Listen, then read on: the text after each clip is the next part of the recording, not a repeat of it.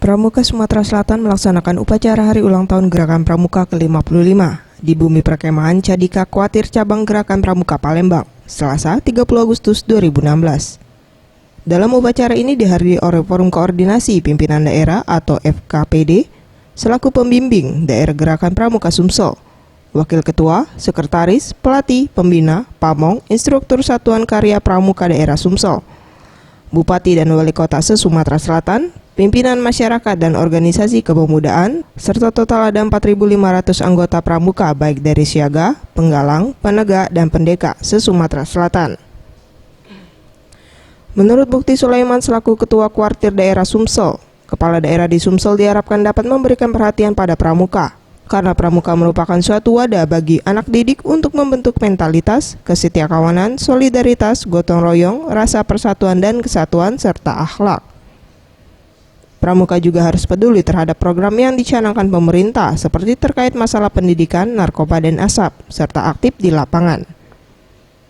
Kedepannya Pemprov bekerja sama dengan Dinas Pendidikan Kabupaten Kota untuk membuat program pelatihan agar para anggota pramuka bisa berlatih komputer dan meningkatkan IT.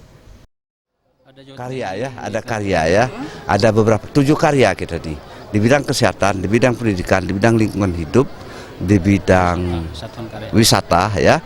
Nah, nanti kita minta Diknas Kabupaten Kota itu membuat program pelatihan yang anggota-anggota pramuka itu bisa berlatih komputer di situ.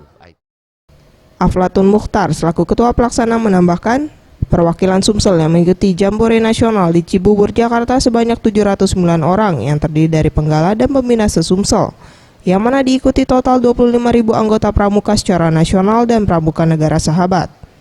Diharapkan gerakan pramuka di Sumsel dapat tumbuh dan berkembang dengan baik dan dapat terus ditingkatkan untuk masa yang akan datang.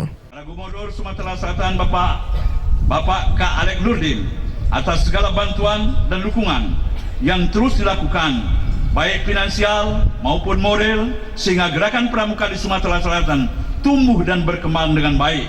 Mudah-mudahan hal ini terus dapat dilaksanakan, bahkan ditingkatkan di masa-masa yang akan datang.